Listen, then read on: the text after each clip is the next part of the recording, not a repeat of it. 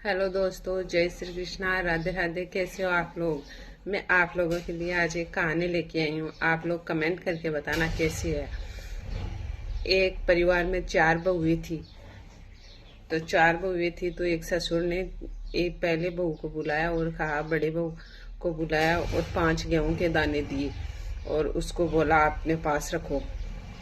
फिर दूसरे बहू को बुलाया, उसको भी 5 दाने दिए गेहूं के। और फिर तीसरी को बुलाया तो उसको भी 5 गेहूं के दाने दिए। फिर चौथी बहू को बुलाया और फिर उसको भी 5 दाने गेहूं के दिए।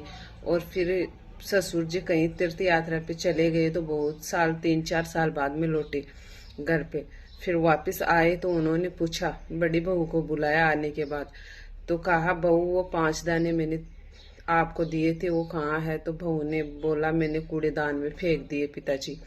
फिर दूसरी बहू को बुलाया तो दूसरे नंबर वाली बहू ने बोला, मैं कहीं पे रख के भूल गई पिताजी। फिर तीसरी नंबर वाली बहू को बुलाया तो उसने कहा, पिताजी मैं गिन गिन के रखती थी, मैंने सोचा अब आओगे आप, अब आओगे। हर साल गिनती थी, रख देती थी, गिनती थी, रख देती थी। अब जाके मैंने उसको फेंक दिया। फिर चौथा नंबर वाली बहू को बुलाया और कहा, मैंने आपको 5 गेहूं के दाने दिए थे वो कहाँ है। तो सबसे छोटी बहू थी, उसने बहुत ही सुंदर जवाब दिया। तो उसने कहा, आओ पिताजी मेरे साथ चलो। तो वो स्टोर रूम में लेके गई उनको और कहा, पिताजी ये रहे वो गेहूं के दाने।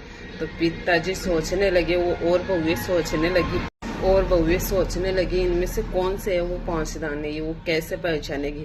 तो उसने बहुत ही अच्छे तरीके से दिमाग लगाया और 5 दाने को अच्छे से बताया, पिताजी मैंने 5 दाने आपके देने के बाद मैंने खूब सोचा और खूब दिमाग लगा।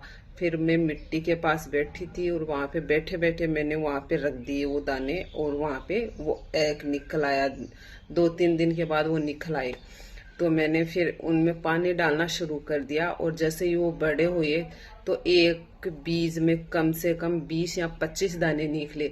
तो 5 में आप 5 में 100-150 दाने हो गए।